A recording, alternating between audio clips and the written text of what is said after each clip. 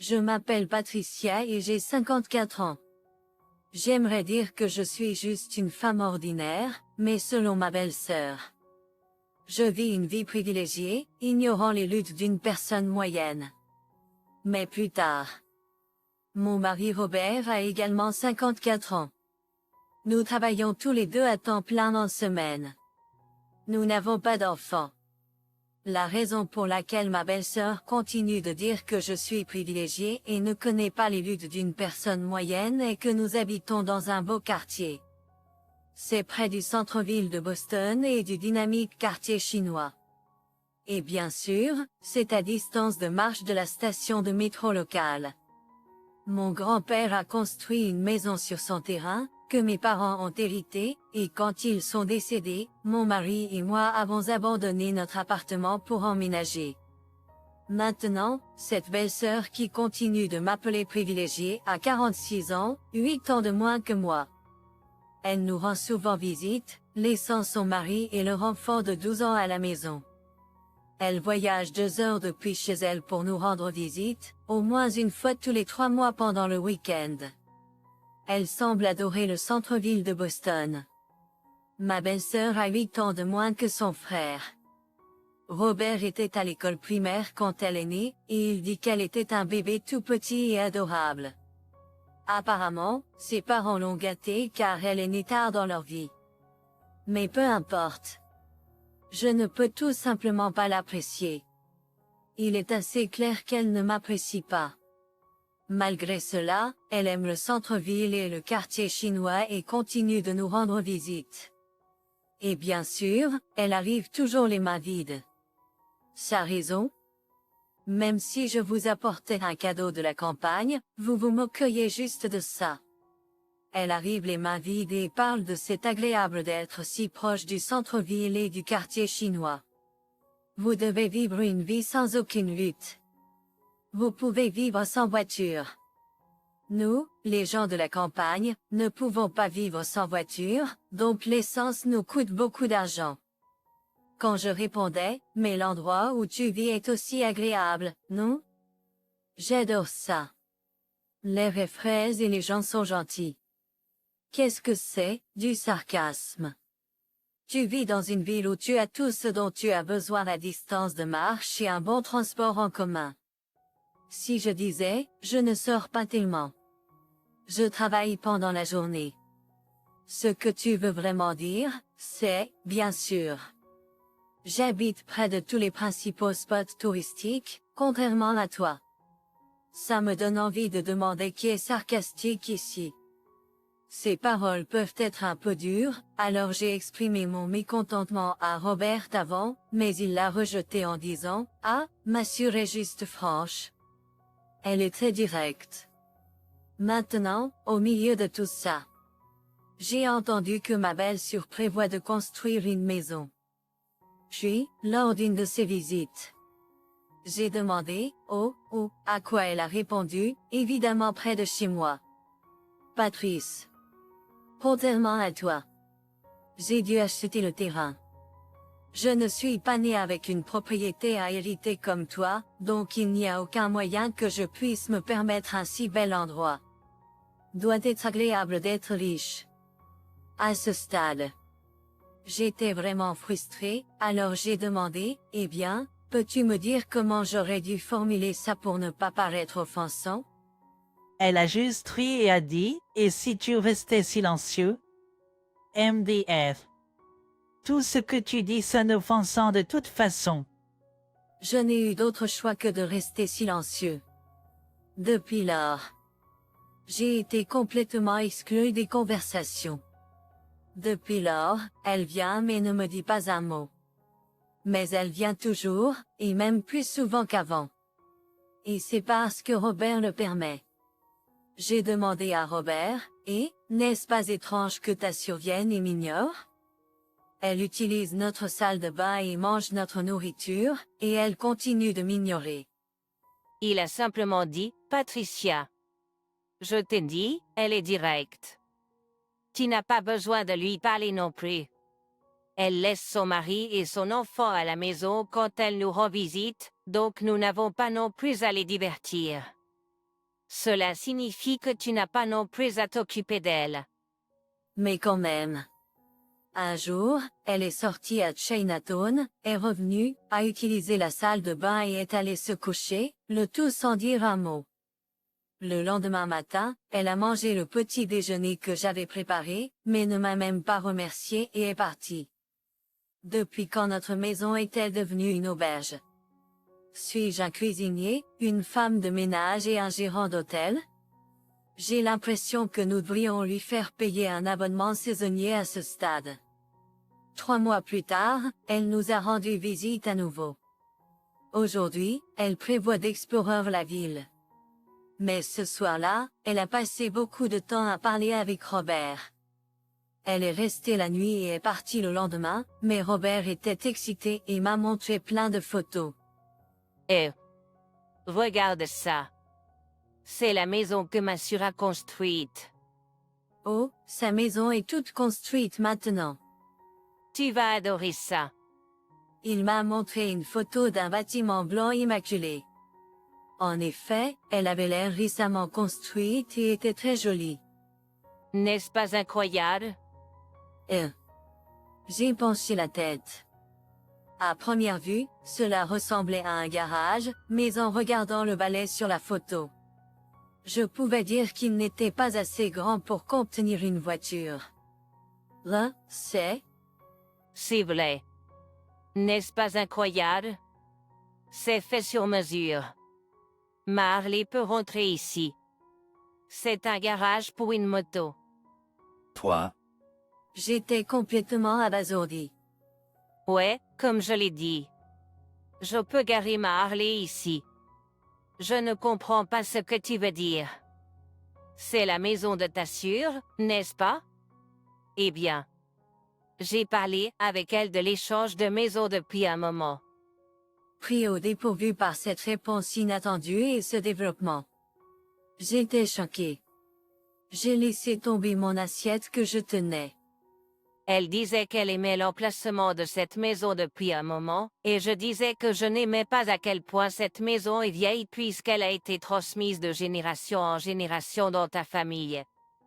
Puis elle dit, eh bien, et si je construisais une nouvelle maison ici et que nous échangions nos maisons? Alors je lui ai fait construire un garage spécial pour moto là-bas pour que je puisse garer ma Harley.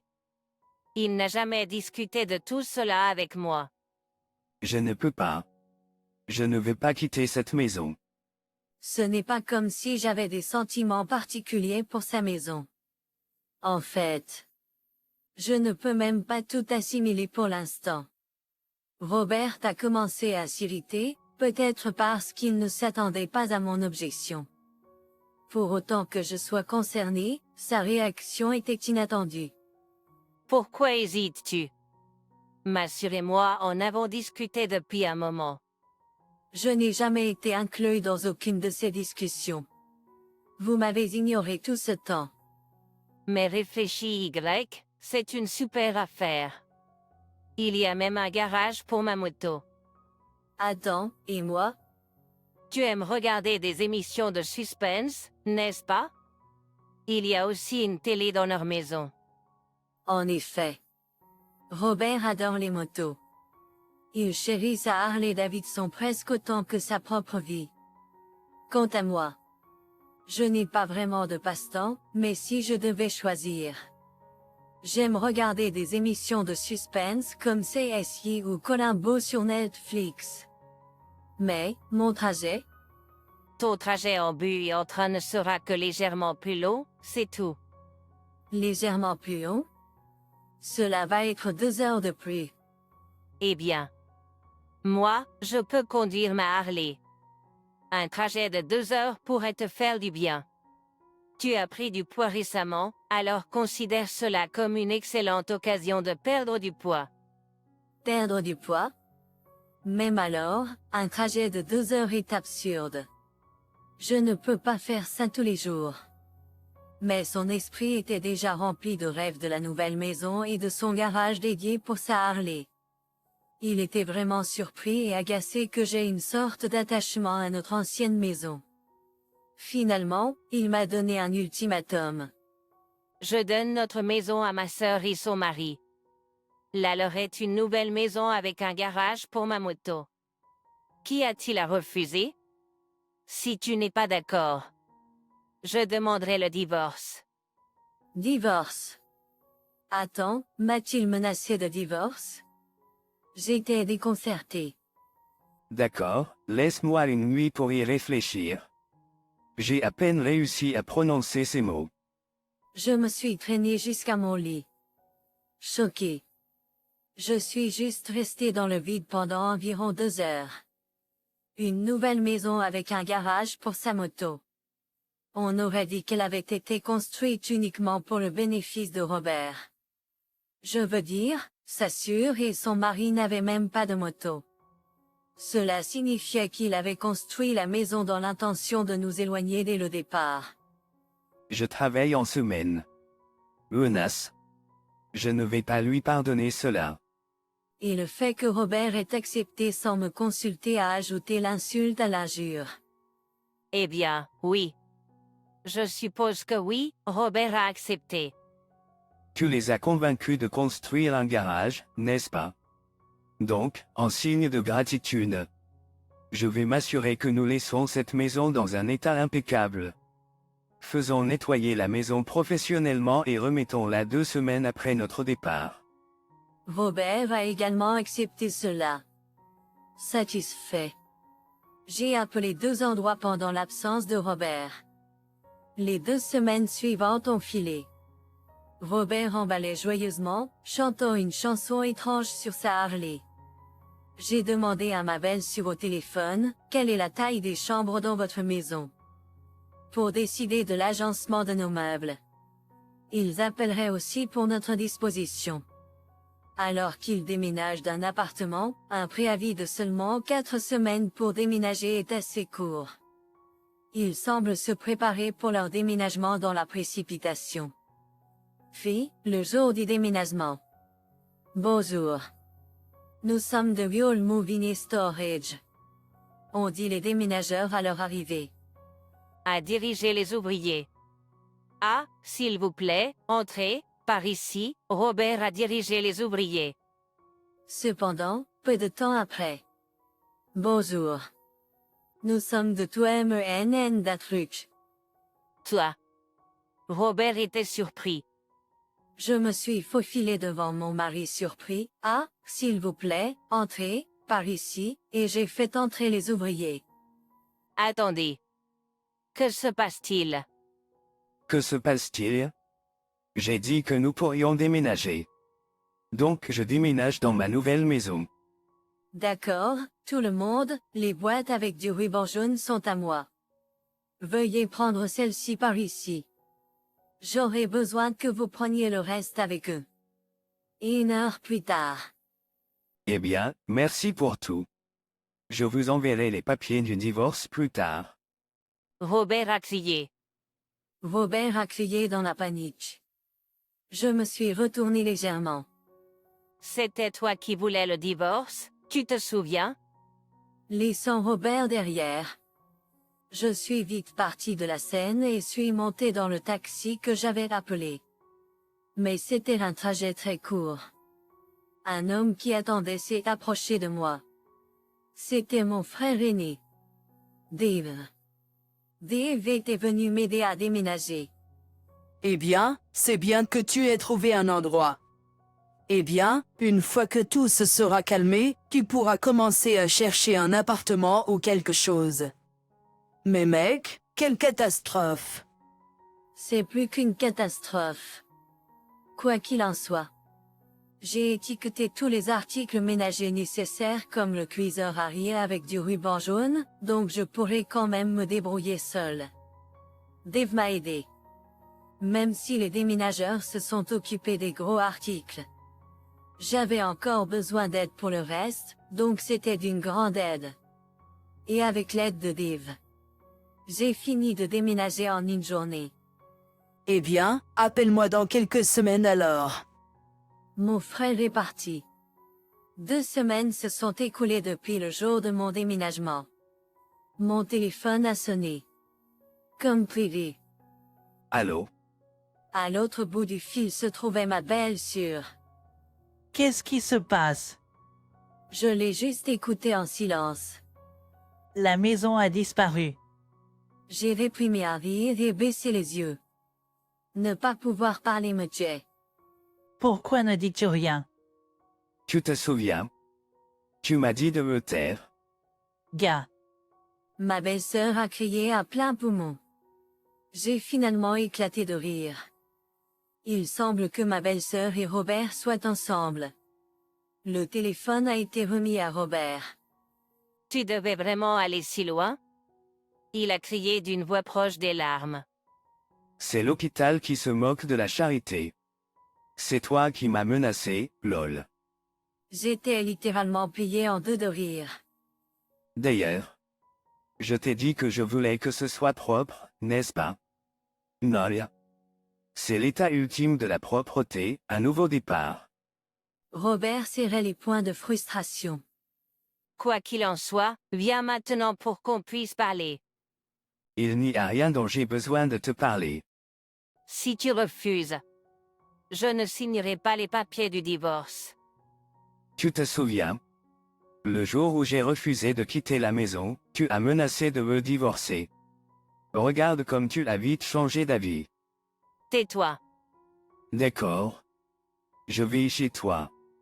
Mais j'ai trop peur d'y aller seul, donc j'amènerai quelqu'un avec moi. Et donc j'ai contacté mon frère. Est-ce mon signal? Iricom. Je viens d'arriver. Quel frère fiable il est. Merci à tous de vous être réunis aujourd'hui. Le mari de ma belle-sœur, que je n'avais pas vu depuis le mariage, a commencé comme s'il initiait une autre cérémonie de mariage. Le mari de ma belle-sœur semblait timide. Loa. Dave, mon mari, sa sœur et son mari ont tout pris place autour de la table dans la nouvelle maison de mon mari. Nous ne pouvions pas avoir d'enfants avec nous, alors nous les avions dans la pièce à côté de la nôtre. Cependant, l'atmosphère dans notre chambre était tendue. Ma belle-sœur était arrivée pleine d'entrain, mais a été stupéfaite en voyant un terrain vide à la place de la maison qui avait été construite autrefois. Mais comme ils avaient déjà mis fin au bail de leur appartement, ils ne pouvaient pas revenir en arrière. Précipitamment, il a fait déménager toutes ses affaires dans la nouvelle maison de sa sœur. Résultat, il y avait deux de tout, 2 armoires, 2 tables, ce qui rendait l'espace incroyablement exigu. J'ai été choqué de voir tout en double. C'était comme un accident de diffusion dont on entendrait parler à la télévision. vraiment. Pourquoi avez-vous démoli l'endroit? Vous êtes allé trop loin. S'il vous plaît. Juste parce que ma sœur est décontractée et que vous êtes du genre sensible, ne signifie pas que vous pouvez lui faire ça. Jusqu'où pouvez-vous descendre? Robert et sa sœur hurlaient à tue-tête. J'ai ri. J'ai hérité de cette maison Landon. C'était à l'origine celle de mon grand-père, donc je peux en faire ce que je veux. Toi? Mon mari a été pris au dépourvu, et mon frère a alors ajouté. En gros, cette maison Landon a été héritée par Patrice. Elles sont donc sa propriété individuelle et ne relèvent pas des biens matrimoniaux. En d'autres termes, vous, son mari, n'avez pas le droit de décider de les donner à votre sœur ou quoi que ce soit d'autre. Hein? Ma belle-sœur et mon mari ont été laissés sans voix par le tournant inattendu des événements. Eh bien, alors vous auriez pu nous le dire en premier. Alors tout aurait été bien. Typique Robert et Patricia, toujours sur la même longueur d'onde. Donc je suppose que maintenant on se rejette la faute. Nous aussi, nous avons été réduits au silence, nous avons protesté. Tu m'as menacé de divorce et m'as dit de ne pas parler à ta sœur, donc je ne pouvais rien dire. Patricia était menacée de divorce et tu ne nous laissais même pas parler à ta sœur. Qu'est-ce qu'on aurait pu faire d'autre? Nous nous sommes regroupés en tant que frères et sœurs et nous les avons interrogés. Alors, j'ai décidé de vendre la propriété. La maison était trop grande pour que je puisse y vivre seul de toute façon. La vérité est que le lendemain après avoir été menacé de divorce, j'ai passé 2 coups de téléphone. Un à Dave, et l'autre à une entreprise de démolition. Ils ont dit qu'il faudrait 10 jours pour démolir la maison. Ma belle-sœur met environ 2 heures pour venir ici, soit 4 heures aller-retour. Si elle avait été prévenue à la dernière minute pour le déménagement, elle aurait été trop occupée à faire ses valises pour faire le voyage. Il en va de même pour mon mari, qui a déménagé dans une maison nouvellement construite près de l'appartement de sa sœur. Et ainsi, notre représailles était en marche, leur nouvelle maison n'était rien d'autre qu'un terrain vague. Ça suffit. Nous avons perdu notre maison, tu sais. Non seulement ça, mais nous avons dû déménager 2 fois car nous avons temporairement emménagé chez Robert quand nous avons découvert que notre maison avait disparu, ce qui a doublé nos frais de déménagement. Est-ce que j'ai l'air de m'en soucier? Tu devrais être reconnaissant de ne pas être poursuivi pour intrusion sur ma propriété. Tu n'as pas pu déménager car la maison a été rasée, donc tu as échappé à une balle. Je n'ai pas pu m'empêcher de rire. Alors j'ai dit à mon mari, tu crois vraiment qu'une femme qui se plaint de chaque petite dépense est décontractée? Tu es vraiment drôle. Dave a ajouté, être désinvolte envers les autres ne te rend pas décontracté, ça te rend juste superficiel. Est-ce que cela signifie que tu n'avais pas la permission de Patricia lorsque tout ce déménagement a commencé? Mon calme beau-frère a enfin pris la parole. Et mon mari m'a menacé. Ils ont juste continué et se sont excités tout seuls. J'ai tout révélé. Ensuite, le beau-frère habituellement timide a commencé à trembler de colère. Mais à quoi tu pensais? Tu as gaspillé de l'argent à Boston et à Chinatown pendant les 3 derniers mois. Tu nous as laissés, moi et les enfants, pendant que tu faisais du shopping. Et puisque tu as décidé de vivre là-bas, tu as dit que tu n'avais plus besoin de voiture et l'as vendue. Nous ne pouvons pas vivre sans voiture ici, mais cette maison n'a qu'un garage à moto. Ne te rends-tu pas compte de comment tu as foutu en l'air tout le monde dans ta famille? Ma belle-sœur était clairement secouée. Je suppose qu'elle ne l'avait jamais vu aussi en colère auparavant. C'est surprenant à quel point les frères, les sœurs peuvent penser de la même manière. J'étais vraiment sur le point d'éclater de rire. Mais comme je suis un ingénieur logiciel qui peut travailler de n'importe où, et j'ai pensé que ce serait triste pour les enfants si leur mère n'était pas là. J'ai accepté sa demande. Mais maintenant que les choses en sont arrivées là, j'ai réalisé comment l'égoïsme de ma femme pourrait nuire à toute ma famille.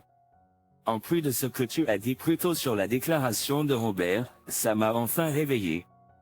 Il prit alors une grande inspiration et, regardant sa femme, dit, « Tu m'as menacé. » Et enfin, il dit, eh bien, c'est fini pour nous aussi. Je protégerai et élèverai les enfants. Je vais accepter ta menace comme si c'était une proposition.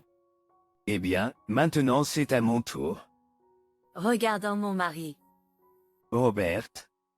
J'accepterai aussi ta demande comme une proposition. Nous en avons vraiment fini maintenant. Oh, attends. Si je perds la maison, cela signifie que la situation a changé, n'est-ce pas? Exactement. La situation a changé, donc il n'est pas juste de nous couper comme ça. Les 2 frères, les sœurs, ont commencé à crier. Je les ai juste écartés avec mon beau-frère. Vous avez créé cette situation ridicule, vous avez été tout excité, et maintenant vous êtes revenu à la case départ, a dit le mari de ma belle-sœur. Après cela, le mari de ma belle-sœur et moi avons chacun engagé un avocat et avons poursuivi un divorce médiation. La maison nouvellement construite que ma belle-sœur avait construite devait apparemment revenir à son mari, ainsi que la garde des enfants. Ma belle-sœur, qui était dépensière et toujours en vadrouille, laissait toujours la garde des enfants à son mari, même le week-end, et ses enfants se sentaient effectivement distants et seuls. Mais maintenant qu'ils vivent juste avec leur père, ils ont dit qu'ils sont plus heureux maintenant car ils savent que leur père sera toujours là pour eux. La nouvelle maison a fini par appartenir à l'ex-mari de ma belle-sœur car ma belle-sœur n'avait pas assez de revenus pour payer les mensualités du prêt. Le fait qu'elle ait pu gaspiller de l'argent à Boston tous les 3 mois, malgré l'absence de revenus, était stupéfiant. En fin de compte, sa manie de gaspiller n'a pas changé, et j'ai entendu dire qu'elle était ensevelie sous les dettes. Le garage à moto allait être démoli pour être transformé en parking. Mon ex-mari, qui avait également travaillé tout ce temps, a constaté qu'il ne pouvait pas se permettre d'investir dans une Harley une fois qu'il a été expulsé de ma maison. Il a perdu une grande partie de ses biens dans le divorce et a dû se séparer de sa Harley. Perdant sa Harley et son passe-temps, il a exprimé sa frustration à l'avocat et a fini par noyer son chagrin dans l'alcool. J'ai transformé le terrain vague où se trouvait ma maison en parking. C'est près de Boston et de Chinatown, donc j'ai pu demander un prix élevé pour le parking, et cela est devenu un revenu régulier. Avec cela comme capital de départ, j'ai fini par acheter un appartement. C'est un appartement d'une chambre, mais il est assez confortable. Je me suis assis devant la télévision grand écran avec un sourire satisfait. Mon émission préférée, Les Experts, Las Vegas, est diffusée. C'est mon moment pour la regarder avec une bière à la main, sans interruption. C'est incroyable. J'ai pris un bain, et j'ai le combo ultime, pas de maquillage, pyjama, bière, grand écran. CSI. J'ai mes noix et mes snacks, et je m'enfonce dans le canapé en appuyant sur le bouton d'alimentation de la télécommande.